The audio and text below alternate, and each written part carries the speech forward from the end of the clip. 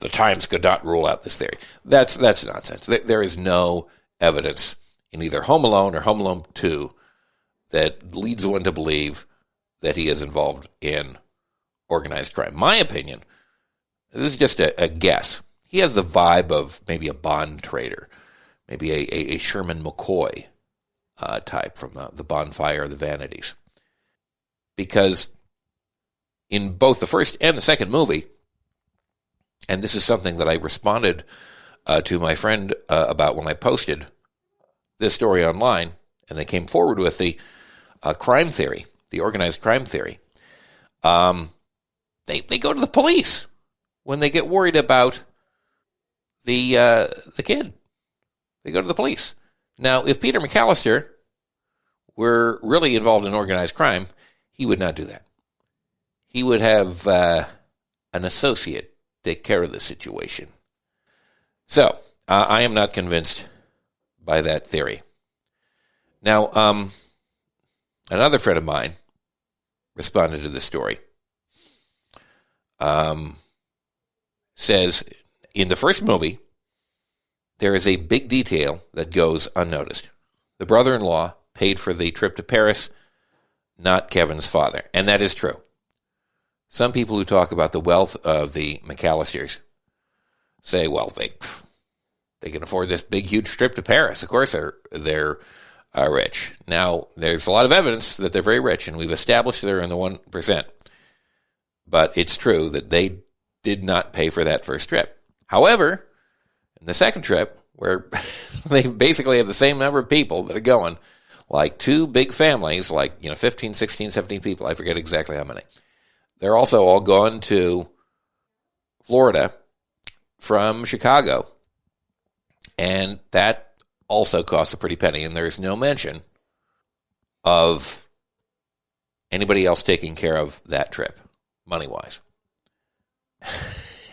And also, Kevin ends up in New York City at a very fancy hotel, fancy enough to have the desk clerk be Tim Curry. It's supposed to be the Plaza Hotel.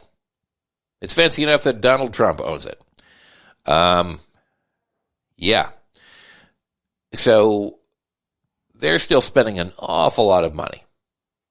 The McAllisters, they may earn more than $750,000 in 2023 dollars. That is entirely possible. So, what do you think? I'm interested to get your opinion on this.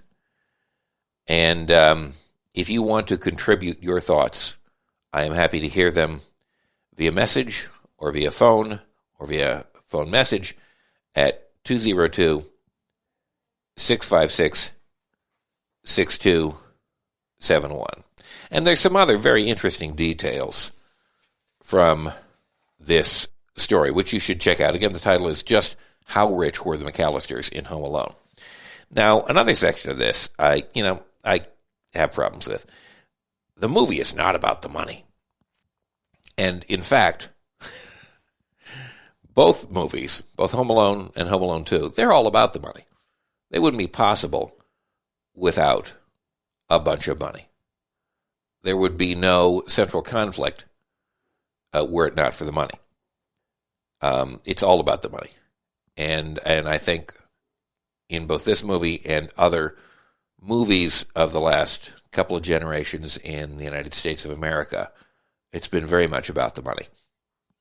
And it's hard to look anywhere else but at the money.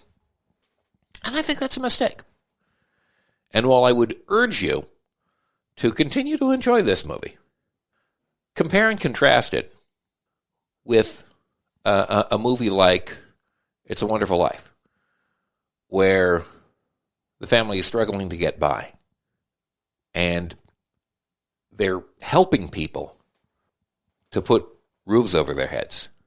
The Bailey Building and Loan. And compare the main protagonists of that film to its main antagonist, Mr. Potter, who is the rich guy, right? He's the one who's trying to buy up everything. And, You don't have to just like old movies, but I certainly do.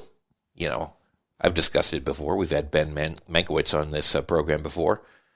We've talked to him from Turner Classic Movies, something I greatly enjoy.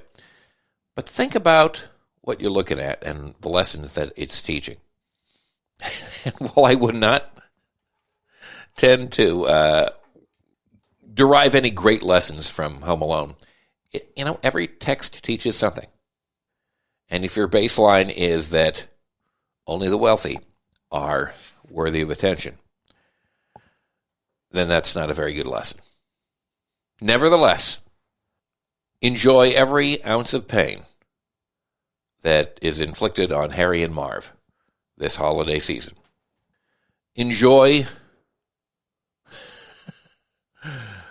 all the screams of shock and surprise uttered by all the characters in those films.